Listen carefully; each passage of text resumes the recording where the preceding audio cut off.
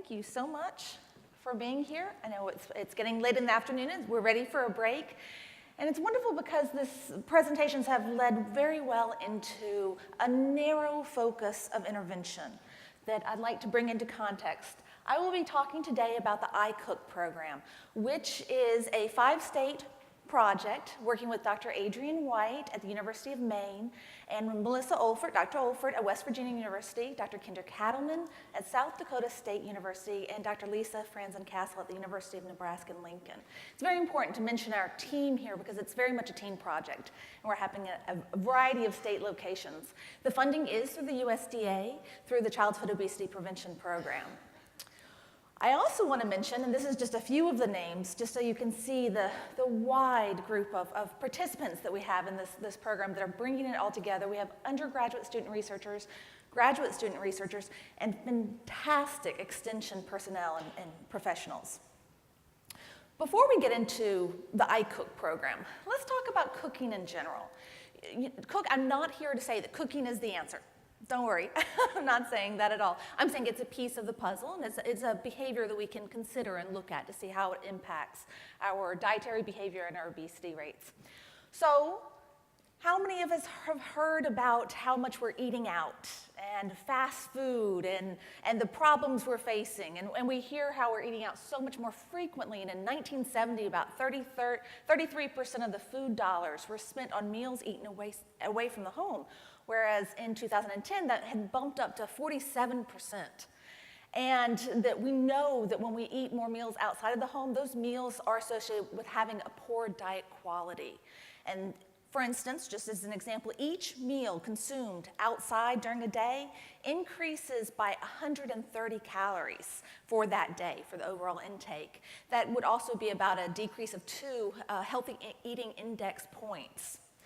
We also know from previous research that the more frequently we eat outside of the home, that is associated with increasing BMI.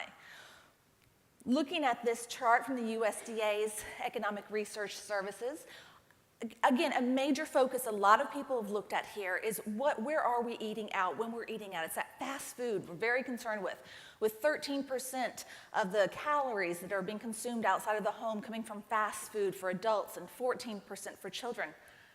I want to take this and flip it now, because look at these graphs. What's the biggest percentage here? Where are we getting most of our calories, or where are they coming from? They're still 69% for adults of our calories are coming from what we're eating inside the home. I'm not saying we don't need to continue to discuss the influence of meals eaten outside of the home. We know they're larger portion sizes. We know they're higher saturated fat and sodium and sugar. We know those things in calories. But it's also important to include discussions of what we're doing in the home environment into our dialogue. So, foods cooked at home, we know from previous research that they do tend to have fewer calories in a meal. We know that they're more nutrient dense, and this is just for example, this is not all inclusive here, that they have less total unsaturated fat, they have less cholesterol, less sodium. All of these things are wonderful that we're looking for, right? We have more fiber and calcium and magnesium and vitamin C and zinc and iron, wonderful things. We also know there are a lot of barriers to why we may not eat home-cooked meals. Time is a major barrier, correct? Food access, all of these are very important factors. There's also, however, the lack of cooking skills has been identified as a barrier to cooking at home. This is another wonderful opportunity. We know that changing knowledge does not necessarily mean you have a change in behavior, right? We all know that, accept that. This is one of those wonderful opportunities for those of us in nutrition education where knowledge is a very important factor. It's a part of the process. For people who have chosen to start cooking more at home, they need those skill sets. They need that knowledge. They need to know those skills. It's a very practical application. It's a very practical intervention we can do. So we know when we do cooking interventions with adults that we have great outcomes of cooking confidence, frequency, enjoyment, and we have shown with adults that cooking interventions do increase dietary quality. So a big fundamental question that I won't answer right here, but I'll pose is, are these increased cooking skills associated with a reduced BMI? And we'll come back to that at the end. So let's talk about the iCook project. This is a 4-H program, it's extension. It is a cooking lesson curriculum. 4-H is, we use the heart of 4-H, which is learning by doing. It's that kinesthetic learning, hands-on. You do it, you learn it. It's a wonderful approach.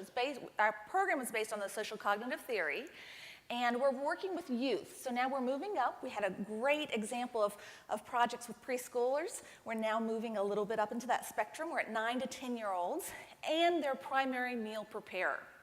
This could be a mom, could be a grandma, could be a dad, it could be an aunt, an uncle, somebody, an adult in the family. I will say this is actually one of our limitations in reality. We were working with and targeting a lower income population.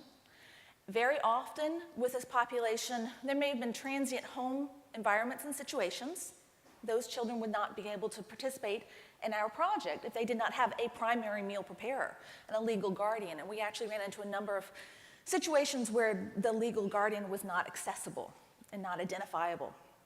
We also had a major problem in that a lot of the kids that we really wanted to work with, the primary meal preparer for that family is the older child. The parent may be working 1 or 2 or 3 jobs, and it's the middle schooler or the high schooler that's preparing most of the meals. And unfortunately, in our research model, we didn't have an opportunity for that older child to then partner as a dyad with that younger child. So that was another lost opportunity there, which was unfortunate. This program is designed to prevent excessive weight gain, but it is not a weight-focused intervention. So we did 6 2-hour cooking lesson curriculums. We focused on culinary skills, family meal times, physical activity, and goal setting. We this is where it gets a little unique, because Extension has been teaching people to cook for a very long time, very well, very successful. It's wonderful. Our twist here, our addition here, is the technology. We added videos. So not only did we have videos where, as we disseminate, which I'll mention, trainers can go in, program facilitators, and can watch the previous lessons to see what they need to do to implement this. We also have educational videos for the participants to learn about cooking skills and physical activity and technology. But we also have user-generated content. And this is where it gets really fun. So these kids, as they come in to the program, they come in with their meal preparer, their adult. They have a wonderful opportunity to interact and make connections. They engage in cooking, so there's something they're cooking and tasting every single time, as well as taking home foods and recipes and equipment. And then they are having the opportunity while they're there to practice family communication strategies. We have wonderful flip cards and role-playing and sitting around the table, actually setting the table and dialoguing and talking about how to talk about what we like. I like it, I love it, no thank you concepts in tasting. We also have opportunities to set goals individually and as a family. Both the adult and the child would set goals. But so they learn all these skills, and then the kids go home and they make cooking shows about what they learned. And so they make these, I wish I had time and I could show you the cooking shows. They are, if there's anything else in the world that makes it all worth it when you watch these kids cook, because they love it. They also make shows where they're tasting at the family. So they'll cook something, bring it to the table, and everybody gets to taste it and talk about it. Very interesting research there, qualitative. So then they get to share these cooking shows they've now made on a safe website where it's there's password protected, and the parents and the kids are there, the adults and the kids are there, and they can see cooking shows from other states, and they can interact. They also have physical activities that they'll videotape and put on as shows, and then we have challenges, which for those of you who have done any of the challenges that are so popular these days, we have a dietary weekly challenge, the green foods challenge. We have the cooking, we have a monthly cooking challenge, and then we have physical activity challenges as well that they really enjoy interacting with. So, as I said, the other thing that's happening on the website is in addition to the goal setting that I mentioned happens in person, they also are able to set goals and dialogue about that on the website. They can share recipes, they can search for other recipes. It becomes an avenue for not only the children to be able to present their recipes and to try new things. It's amazing how many different versions of smoothies you can have. It's pretty amazing. But the parents can say, what am I going to cook this week? You know what? Then they can go back on and they can look for ideas and they can look for recipes. We have photo sharing of foods they've tried. of the recipes, of activities out in the community, and discussion boards. We have some parent-only discussion boards where the parents can dialogue about what's working, what their challenges are, and helping each other supportive of ideas to overcome certain barriers. And they can also do a status update a la Facebook-ish. And we call it actually the feed, is our news feed, so they can always see what's going on. This is a very important concept because although we had 6 cooking lessons, this is actually a 24-month intervention.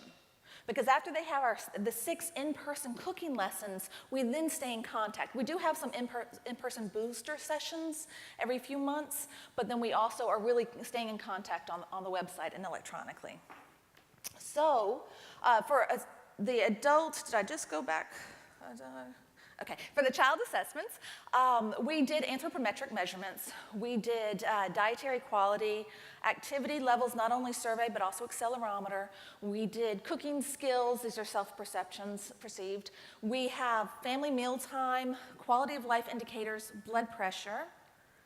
And for the adults, we also did food preparation skills, the child feeding practices, perceptions of child feeding, child cooking skills, family meal routines, quality of life, and blood pressure measurements.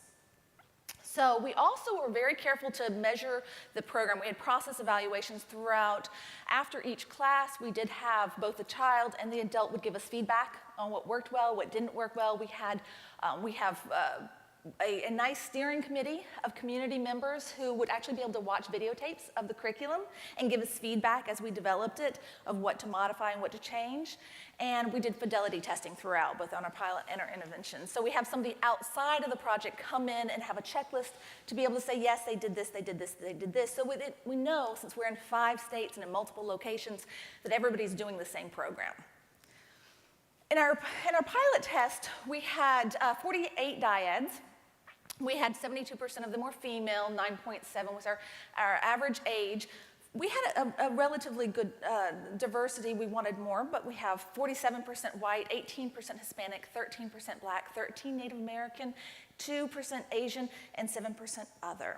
So some of our results from the pilot, and then I'll just a little bit about our current intervention, is we did have improved quality of life for the kids. We had, this is based on the PEDS QL, so we have improvements also in improved cooking skills for the kids. And this is the children's own perception of their abilities to cook. And this improved not only by themselves, but also with help. So both avenues we're seeing the kids are improving. For the adults, they had improved cooking skills. They had increased fruit and vegetable intake. They have improved child feeding practices measured by the Birch Child Feeding Questionnaire. Then we went on to our intervention study, where we are now, and we have family pairs, again, 9 to 10 years old, of the youth and the adult primary meal preparer. We have about 220 dyads in the program. They've been recruited and randomized. They have been assessed at baseline and 4 months and 12 months, and we're currently analyzing data, so unfortunately I don't have a ton to share, but stay tuned. It'll be very interesting. And then because we're reassessing at 24 months. But I'll give you just a sneak peek at baseline from the intervention, if that's at least a little bit of a teaser, I guess. So some of our preliminary findings, and this gets to my initial question, because we're here to discuss obesity, right? So cooking self-efficacy and cooking frequency, the question is, are they associated with decreasing BMI at baseline, having a lower level of BMI at baseline for the kids? And the answer was no. The short and the end of it, and this actually follows very well with previous literature. You know, there's a nice review article that's come out recently, and they looked at about 28 studies that were cooking interventions with adults primarily, although they may have a child factor included, and they find the same thing, that we're not seeing the cooking interventions associated with changes in BMI at the post or even about 12 months out, depending on the intervention. However, another thing that we're finding that supports previous literature is that with the kids who come in with a higher cooking self-efficacy level and a higher cooking frequency, that is associated with a higher dietary quality. And we know the higher dietary quality is associated with having a lower BMI. So there is a relationship there. It's a mediating variable that is of interest. And this is baseline. So I can't share with you yet because I don't actually know what we have found. The question is, so we have some kids that came in with very low cooking self-efficacy and low cooking frequency, and now they have made improvements. So now we need to see at this 12 months out and 24 months out, are we seeing differences in BMI? And that's the stay tuned part. So currently we are working on disseminating, we're piloting our dissemination, the protocols. One of the wonderful things about the project is it will be evidence-based. It's been really developed with partners in the community. It's been a very true community-based participatory research project. And now these materials will be available nationwide for free to everyone. Thank you to the USDA, which is wonderful for supporting these kind of programs and making these kind of opportunities available. So you will have available facilitator training materials, website support, materials to use in the classroom, curriculum, of course, lesson plans, and shopping lists, the whole 9 yards will be available. And we're hoping that this will help to increase culinary skills for both children and adults. This will increase frequency of family meal times, quality of family meal times, and fun physical activities. So my references you can see later, and I have some time for questions.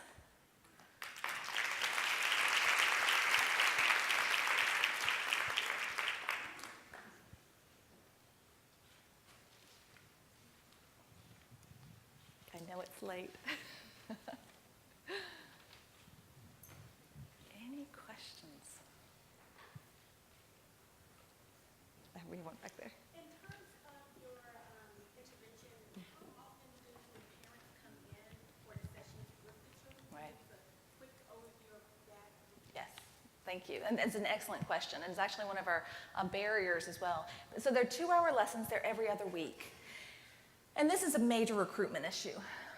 You can imagine, a lot of these classes are offered during the week. We have a variety of times and so forth. But at the end of the day, so at 5 o'clock, you've been working all day, and now we need 2 hours of your time because the parents are cooking with the kids. They're interacting with the kids. So it's every other week. There's 6 classes, and that's a real, between childcare and how many other kids need to come in and be cared for during that time, and a 2-hour class, and at the end, then you have to go home and you have to cook dinner for the rest of your family, do homework, get everybody in bed. It's a real challenge. It really is. It's interesting. I've seen other programs where the children are targeted while they're in the schools, and then they have the component they bring home to the parents. But we were really trying to have a program that was made for the family. So, strength and weakness. It's definitely a challenge in recruitment. And I think there was a question right back here. Thank you for your presentations. Could you comment, please, on the relationship between the quality of foods available in the low socioeconomic communities and the relationship to the skills developed in the kitchen and how that plays a role, if one's more important than the other in your research? Right. I definitely don't think one's more important than the other. I think they all have to be considered. One of the strengths of our program is that we are working within the USDA models and identifying foods that are available even under food restricted areas. A lot of our recipes are legume based, and a variety of different types of lentils that initially, and we're very careful with how we introduce foods, and I love it, concept, the kids love them. They love them. So we're giving them new ways to cook and prepare very healthy, low-cost foods. We don't have exotic or expensive ingredients in our recipes, and we've spent a lot of time making sure our recipes and our suggestions are appropriate. And so it's watching the children request these foods, and their lentil quesadillas are amazing. If you ever want some lentil quesadillas, these kids can cook them. So that's something that we have addressed. Anything else? All right. Well, thank you so much. Thank you.